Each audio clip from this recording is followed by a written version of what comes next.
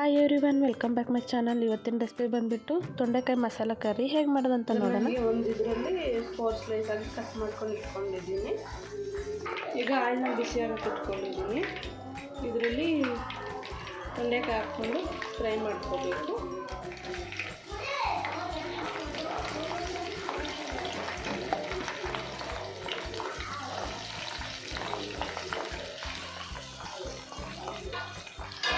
Five to 10 minutes ಚೆನ್ನಾಗಿ fry ಮಾಡ್ಕೋಬೇಕು ಆಯಿಲಲ್ಲಿ.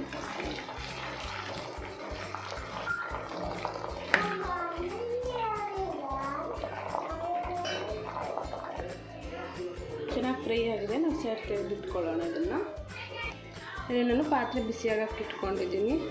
ಇದರಲ್ಲಿ ಸ್ವಲ್ಪ ಆಯಿಲ್ ಹಾಕ್ಕೊಳ್ಳೋಣ.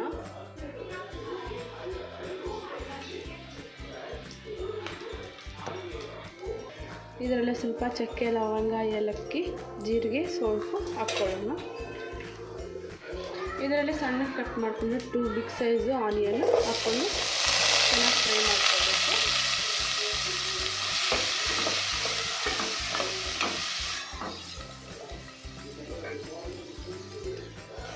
ಆನಿಯನ್ ಗೋಲ್ಡನ್ ಕಲರಾಗಿ ಚೇಂಜ್ ಆಗಿದೆ. ಇದರಲ್ಲಿ ಒಂದು ಸ್ಪೂನು ಜಿಂಜರ್ ಗಾರ್ಲಿಕ್ ಪೇಸ್ಟ್ ಹಾಕ್ಕೊಳ್ಳೋಣ. ಹಾಕ್ಕೊಂಡು ಹಸಿ ವಾಸನೆ ಹೋಗೋವರೆಗೂ ಚೆನ್ನಾಗಿ ಫ್ರೈ ಮಾಡ್ಕೋಬೇಕು. ಇದರಲ್ಲಿ ರುಚಿಗೆ ತಕ್ಕಷ್ಟು salt, turmeric powder, red chilli powder 1/2 spoon, coriander powder 1 spoon ಹಾಕ್ಕೊಂಡು ಚೆನ್ನಾಗಿ ಮಿಕ್ಸ್ ಮಾಡ್ಕೋಬೇಕು.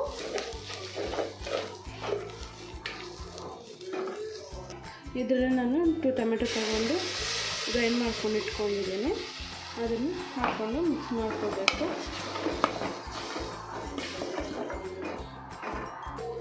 ಆಯಿಲೆಲ್ಲ ಚೆನ್ನಾಗಿ ಸಪ್ರೇಟ್ ಆಗೋವರೆಗೂ ಫ್ರೈ ಮಾಡ್ಕೋಬೇಕು. ಲಿಡ್ ಕ್ಲೋಸ್ ಮಾಡಿಬಿಟ್ಟು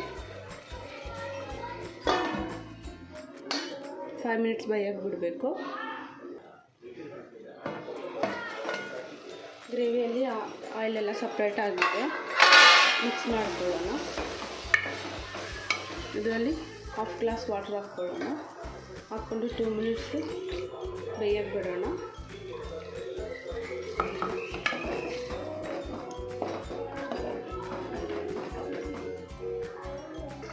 ಇದರಲ್ಲಿ ನಾನು 1/2 ಕಪ್ ಪೀನಟ್ಸ್ನ ರೋಸ್ಟ್ ಮಾಡಿಕೊಂಡು ಗ್ರೈಂಡ್ ಮಾಡ್ಕೊಂಡಿದ್ದೀನಿ ನನ್ನಕ್ಕೆ.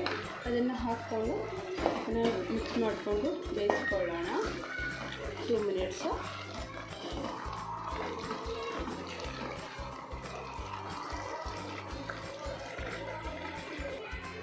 ಇದರಲ್ಲೇ ನಾವು ಫ್ರೈ ಮಾಡ್ಕೊಂಡು ಇಟ್ಕೊಂಡಿರೋ ತೊಂಡೆಕಾಯಿನ ಹಾಕ್ಕೊಳ್ಳೋಣ.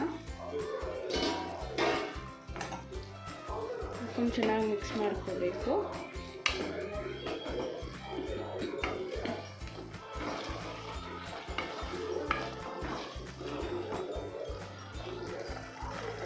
ಇದರಲ್ಲೇ 1 ಗ್ಲಾಸ್ ವಾಟರ್ ಹಾಕ್ಕೊಂಡು ಚೆನ್ನಾಗಿ ಬೇಯಿಸ್ಕೋಬೇಕು 5 to 10 ಮಿನಿಟ್ಸ್.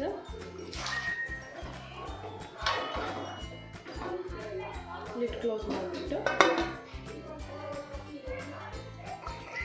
ಇದರಲ್ಲೇ ಸ್ವಲ್ಪ ಗರಂ ಮಸಾಲ ಹಾಕ್ಕೊಳ್ಳೋಣ.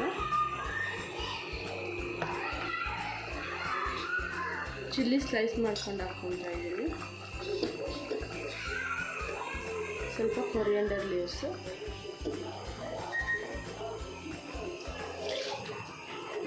ಹಾಕ್ಕೊಂಡು ಚೆನ್ನಾಗಿ ಮಿಕ್ಸ್ ಮಾಡ್ಕೋಬೇಕು.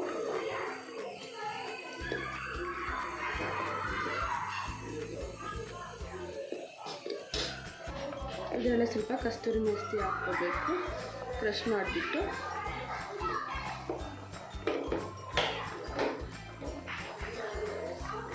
ಹಾಕ್ಕೊಂಡು ಮಿಕ್ಸ್ ಮಾಡ್ಕೋಬೇಕು. ಮಿಕ್ಸ್ ಮಾಡಿಕೊಂಡು 2 ಮಿನಿಟ್ಸ್ ಲಿಡ್ ಕ್ಲೋಸ್ ಮಾಡಿಬಿಟ್ಟು ಬೇಯಕ್ಕೆ ಬಿಡೋಣ. ಚೆನ್ನಾಗಿ ಕುಕ್ ಆಗಿದೆ. ಮಿಕ್ಸ್ ಮಾಡಿಕೊಂಡು ಸ್ಟವ್ ಆಫ್ ಮಾಡ್ಕೊಂಡ್ಬಿಡೋಣ.